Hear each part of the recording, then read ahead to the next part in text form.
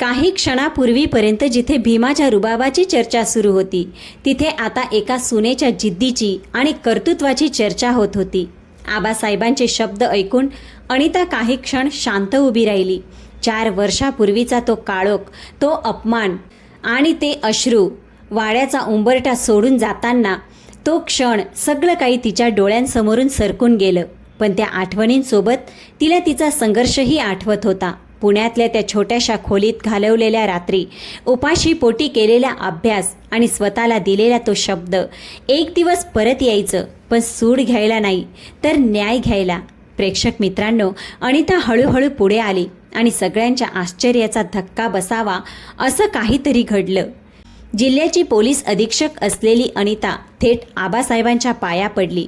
क्षणभर तर कुणालाच विश्वास बसत नाही. आबासाहेब घाबरून मागे सरकले. त्यांच्या डोळ्यातून अश्रूंचा पूर वाहू लागला. अनिता शांतपणे म्हणाली, आबासाहेब, तुम्ही माझे मोठे आहात. तुमच्यात चुका असतील, पण तुमच्यामुळेच मला स्वतःला सिद्ध करण्याची ताकद मिळाली. आज जर मी इथपर्यंत पोहोचले असेल तर त्या संघर्षात तुमचाही वाटा आहे.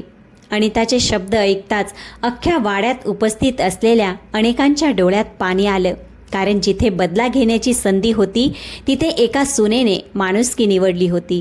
तेवढ्यात सतीश पुढे आला. 4 वर्षापासून मनात साचलेलं दुःख आज त्याच्या डोळ्यातून वाहत होतं.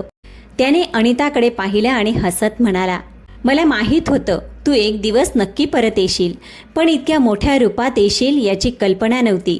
त्या क्षणी ते कुटुंब पुन्हा एकदा एकत्र उभं होतं. फरक एवढाच होता की यावेळी त्यांना जोडणारा धागा अहंकार नव्हता, तर प्रेम, विश्वास आणि परस्परांचा सन्मान होता. आबासाहेबांनी थरथरणाऱ्या हातांनी आपल्या डोक्यावरचा जुना फेटा काढला. तो काही क्षण हातात धरून ठेवला आणि मग तो अनिताच्या डोक्यावर ठेवला. त्यांचा आवाज भरून आला होता. ते म्हणाले, आजपासून या घरात खरा मान, खरी इज्जत आणि खरं सामर्थ्य तू आहेस पोरी. त्या क्षणी टाळ्यांचा कडकडाट झाला. अनेक गावकऱ्यांनी पुढे येऊन अनिताचं अभिनंदन केलं आणि ज्यांनी कधी तिच्यावर शंका घेतली होती त्यांनाही आज स्वतःची चूक मान्य करावी लागली.